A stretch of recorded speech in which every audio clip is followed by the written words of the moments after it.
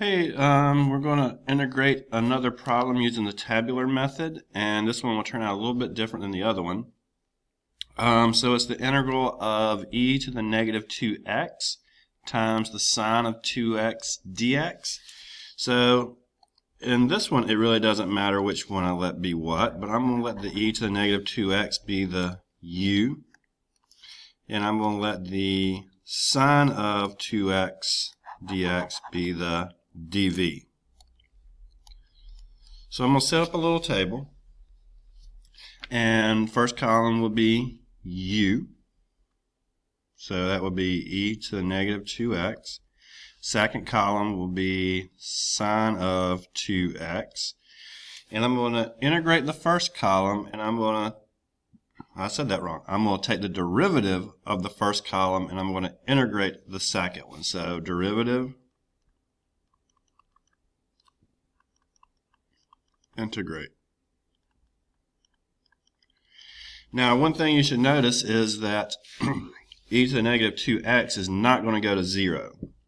So you maybe remember that we did a couple of examples, or at least one example, where we got the original integral to repeat itself somewhere in here. So let's see what happens. I'm going to take the first derivative over here. So I'll have negative 2 e to the negative 2x.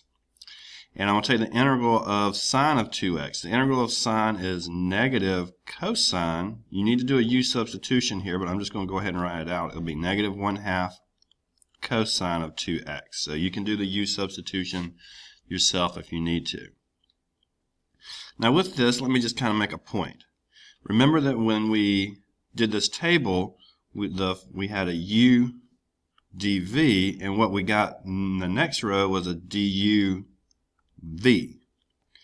So remember, we're looking for something that has an integral of v du that matches the e to the negative 2x sine 2x. Okay, so we're looking for that thing to show back up if it's going to repeat itself. So what we're looking for is another diagonal, another straight across that matches the top one. Now the coefficients can be different. We can have numbers in front of them, but we're going to keep doing this until a straight row across repeats the fact that we have e to the negative 2x and sine 2x. And it'll happen fairly quickly. So every diagonal has been integrated. That's a uv, but everything straight across is a vdu that has not been integrated. So straight lines across have not been integrated. So let's see. We'll just repeat the process. So integrate negative 2e to the negative 2x. That will be 4e to the negative 2x. Remember, I'm taking a derivative. It's easy to get confused there. Then I'm going to integrate negative 1/2 cosine of 2x. That'll be negative 1/4 sine 2x. And this has happened rather quickly. So taking a look at what we have here, we have two diagonals. Come on, purple. We have two diagonals that have been integrated. Okay.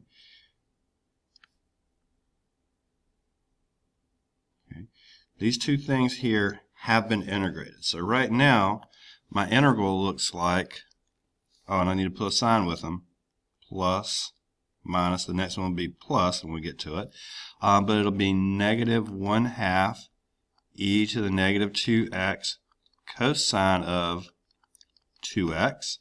And the next one will be negative, negative, negative. So it'll be negative. 2 times 1/4 is 1/2 e to the negative 2x sine of 2x. Okay. And the next one, instead of repeating the whole process, I'm going to take the straight across, because the straight across is going to be the original function that we had to start with, at least with the e to the negative 2x sine of x. So let me pull this over a little bit. I want to pull it over too much. Ooh, I did pull it over too much. Need to get where I can write it, then I'll pull it over. So it'll be positive times a positive negative. So this sign out front goes for the diagonal that it starts with and for the straight row. So we'll have negative 4 times 1/4, so that'll be a negative